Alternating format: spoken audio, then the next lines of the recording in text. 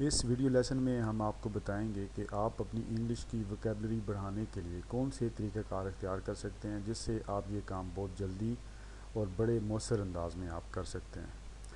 इसमें सबसे पहले, जिस तरह ऊपर आपने चैप्टर में भी पढ़ा है, हमारा सबसे पहला रूल ये है कि यहाँ पे लिखा हुआ है read and try to understand meaning in context.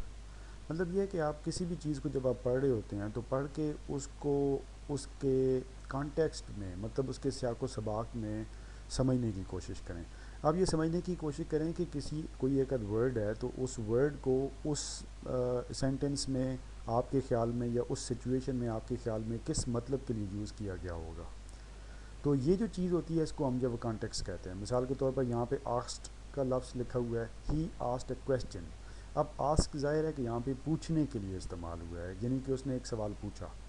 अब ये भी आस्क्ड है लेकिन कॉन्टेक्स्ट में इसका मतलब पूछना नहीं है।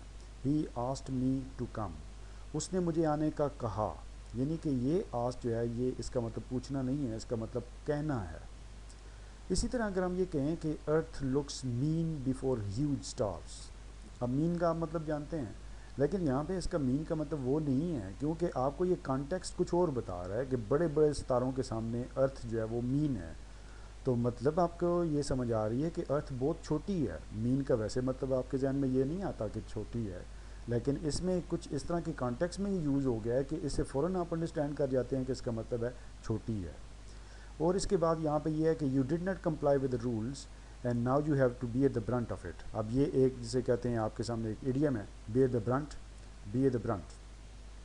तो मतलब ये कि अब देखें इस पूरे एक सेंटेंस की सिचुएशन को आप समझें, इसकी कॉन्टेक्स्ट को आप समझें कि क्या बात क्या कही जा रही है कि तुमने रूल्स को फॉलो नहीं किया और अब तुम्हें इसका खमियाजा भुगतना पड़ेगा। फ़ौरन आपको ये बात समझ आ जाती है कि बे द ब्रंट ऑफ इट का मतलब खमियाजा भुगतना होगा।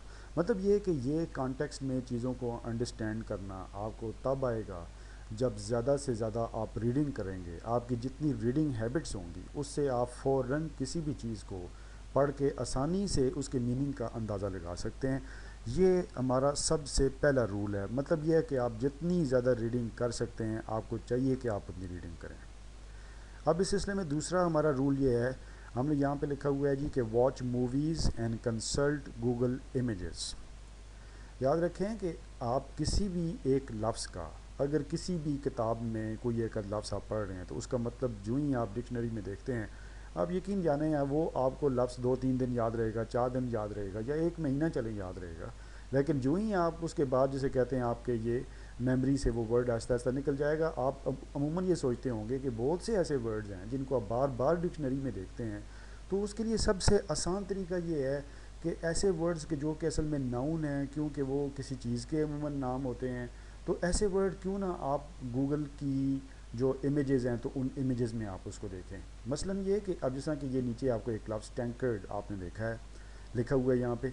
अब टैंकर्ड जो ही आपने ये लफ्ज़ देखा, आपने गूगल इमेजेस में जाके टैंकर्ड निकाला तो आपके सामने ये पिक्चर निकल आई कि टैंकर्ड एक इस किस्म की चीज़ को, एक इस तरह के मग को कहते हैं कि जिसमें आप कोई भी ड्रिंक वगैरह पी सकते हैं, उसको टैंकर्ड कहते हैं। आप कोशिश करें कि आप इसके मज़ीद और भी तस्वीरें देखें। टैंकर्ड इसको भी कहते हैं, यानी कि ऐसा मग के जो जिसके ऊपर लिड भी हो, यानी कि ढक्कन भी हो। आप यकीन जानें, जो जब भी आप किसी एक वर्ड को गूगल के इमेजेस में जाके, ज़ाहिर है इंटरनेट एक बहुत बड़ी सहूलत है इंसान के पास, उस पे जाके जब आप उसके एक दफ़ा तस्वीर देख लेंगे तो वो चीज़ आपको रहती ज़िंदगी तक वो बात याद रहेगी, आप उसको कभी नहीं भूल सकते। हमेशा जब आप एक चीज़ को देख लेते हैं तो वो चीज़ आपकी डीप मेमोरी में चली जाती है। इसी तरह और कुछ मिसालें हैं, जिस तरह कि ये एक वर्ड है लेज। अब लेज, अगर आपको नहीं पता कि लेज किस को कहते हैं, तो आप एक दफ़ा जिसे कहते हैं गूगल की गूगल के इमेजेस में जाके आप ये देख लेते हैं। जिस तरह देखें, ये एक आदमी है, ये बिल्डिंग के बाहर ये जो एक नकासा सा बना हुआ है उसके ऊपर खड़ा हुआ है। इस उभरी हुई जगह को, जो उभरी हुई जगह होती है दीवार के साथ, उसको लेज कहा जाता है। अगर आप देखें तो ये खिड़कियां हैं सामने और खिड़कियों के आगे भी ये उभरी हुई जगह होती है, इसको भी, ये भी लेज है।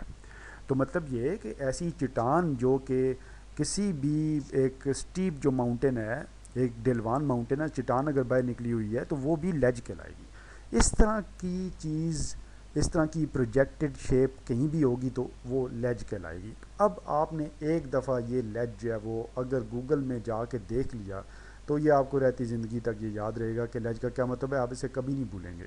अदरवाइज़ अगर आपने लहज को देखा और फिर आप जब वो फ़ौरन उसे, जिस तरह मैंने आपको पहले बताया है कि 2-3 महीने तक बहुत ज़्यादा हुआ तो आप याद रख लेंगे, उसके बाद वो मेमोरी आपसे आपके वो फेड होती चली जाएगी और आप उस चीज़ को भूल जाएंगे। इसी सिलसिले में एक तीसरा वर्ड है जिसे हम गज़ैल। गज़ैल, आप अगर आपको नहीं पता कि गज़ैल किसे कहते हैं, आपने डिक्शनरी में देखा है कि गज़ैल का क्या मतलब है, उसको हिरन को कहते हैं। ये ठीक है, ये बात आपको कुछ अरसा याद रहेगी, लेकिन जो ही आपने इस गज़ैल को गूगल की इमेजेस में निकाल के, तस्वीर निकाल के अगर देख ली है, तो वो बात फिर आपने क्योंकि एक मरतबा देख भी ली तो आपको कभी नहीं भूलेगी। तो लिहाजा हमारा जो है वो दूसरा रूल ये है लैंग्वेज में वोकेबलरी को इंक्रीज़ करने का कि आप हमेशा हमेशा ये कोशिश करें कि आप कोई भी ऐसा नाउन ख़ास तौर पे, क्योंकि नाउन ही वह चीज़ है जिसकी आप तस्वीर देख सकते हैं, कोई भी ऐसा नाउन जो भी आप पढ़ रहे हैं तो उसे उसके पिक्चर भी निकाल के आप जब वो देखें और इंटरनेट का सही इस्तेमाल करें। इस सिलसिले में मूवीज़ का भी जिक्र किया गया है। जिस तरह मिसाल के तौर पर एक आदमी है, एक मूवीज़ में एक सिचुएशन है, एक आदमी कुछ ऐसी एम्बैरेसिंग मिस्टेक कर देता है जिससे वो शर्मिंदा हो जाता है लोगों के सामने, तो दूसरा आदमी उसे कहता है कि you had dropped clangour, you have dropped clangour, CLANGER, clangour, dropped clangour. तो फ़ौरन आप उस सिचुएशन में ये समझ जाते हैं कि आपको ये बात नहीं पता होती कि ड्रॉप्ड क्लैंगर का मतलब क्या है, आपने डिक्शनरी में ये ईडियम नहीं देखा, लेकिन फिर भी आपको पता चल जाता है कि इसका मतलब है कि ये इसे शर्मिंदा कर रहा है कि तुमने एक जब वो शर्मिंदा करने वाली गलती की है, एक एम्बैरेसिंग मिस्टेक की है, और इसी को ही ड्रॉप क्लैंगर कहा जाता है। मतलब ये है कि मूवीज़ में आप लाइव सिचुएशन देख रहे होते हैं, आपको हर चीज़ का लाइव सिचुएशन में पता चल रहा होता है, और फिर देख देख के बाज़ औक़ात मूवीज़ के नीचे उर्दू में भी, सॉरी इंग्लिश में वो उसके डायलॉग लिखे हुए भी आते हैं, और देख देख के आपको इस चीज़ की, इसमें आप एक्सपर्ट हो जाते हैं कि फिर आपके लिए इंग्लिश सीखना समझना कोई मुश्किल नहीं रहता। इसके लिए तीसरा रूल हमारा ये है कि आप रूट्स सीखें। याद रखें, इंग्लिश ज़बान जो है वो ग्रीक और लेटिन ज़बान के रूट्स से मिलकर बनी है।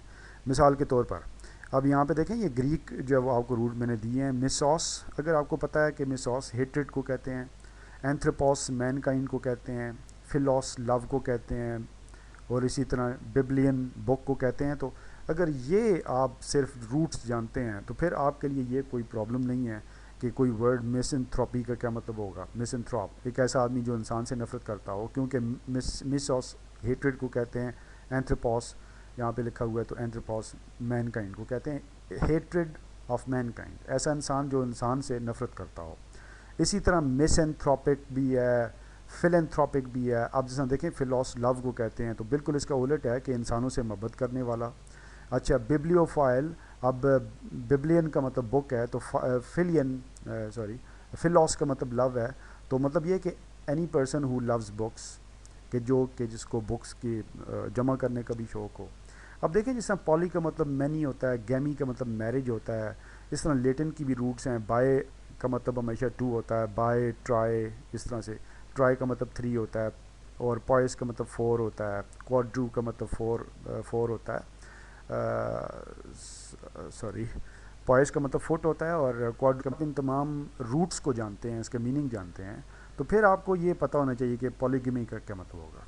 देखें, पॉली का मतलब जो है मैंने आपको पहले बताया यहाँ पे, पॉली का मतलब मैनी, गैमी का मतलब मैरिजेस। एक वो इस तरह का रूल कि जिसमें बहुत सी शादी, 1-2 से ज़्यादा शादियाँ की जा सकती हैं, उसको पॉलीगमी कहते हैं। इसी तरह जो है वो मोनो, ज़ाहिर है कि 1 को कहते हैं मोनोगमी, यानी कि 1 मैरिज सिस्टम जिस तरह के क्रिश्चियंस में मौजूद है। बाय का मतलब 2 होता है, जिस तरह से ऊपर आपको बताया गया है, तो बिगमी का मतलब होगा 2 मैरिज सिस्टम। और इससे जो है वो ट्राईपॉड, आप देखें पॉड जो है वो यहाँ पे देखें, पॉयस का मतलब होता है फुट, और ट्राई का मतलब 3, एक ऐसा स्टैंड के जिसके 3 नीचे लेग्स हों उसको ट्राईपॉड कहेंगे।